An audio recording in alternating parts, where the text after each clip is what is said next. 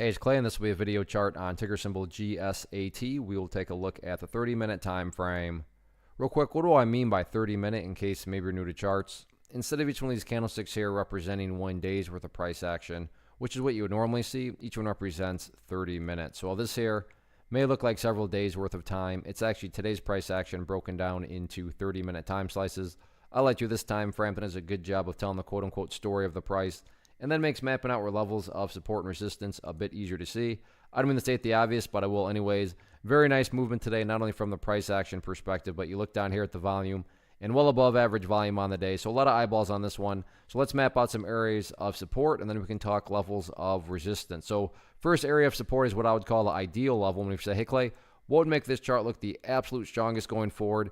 And that would be if the price could stay up here above the 60-cent mark. Now don't get me wrong, if the price falls below 60, I'm not saying the entire chart's destroyed or ruined or anything like that. But yeah, if the price could manage to stay up above that level, that would certainly be a massive sign of power going forward. Taking a step back and looking at things from more so a bigger picture point of view, that is where the purple line here comes into play, the famous 50-period simple moving average. Keyword being moving. As the week plays out, that line is going to move itself higher and higher. So a very basic way to judge the overall health of the move, that right there being defined as the move. Just watch that purple line. As long as the price stays above that line, as the line itself moves higher and higher, then the bulls are in full health, the bulls are in full control. However you can best visualize that, that is what is being represented. Again, yeah, staying above 60 would be great, but from the grand scheme of it all, as long as the price is above that purple line, the bulls 100% own the chart. What about levels of resistance?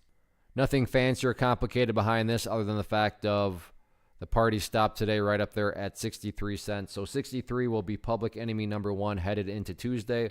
All in all, though, great looking chart, and really resistance levels don't matter. Why do I say that? Well, what matters is what the chart has already been doing, and that is this right here. Just chipping away and building higher bases. As long as these lows, or if you want to picture these as stair steps, keep progressing in the upwards direction, then everything else will take care of itself, including breaking areas of resistance. So focus on the healthy consolidations, focus on building those higher bases, and then just sit back and let the overall trend do its thing.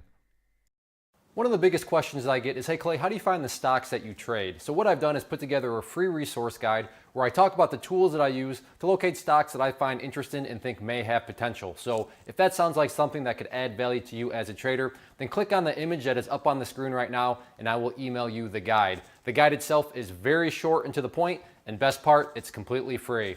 Thanks for watching the video. Let me know if you have any questions.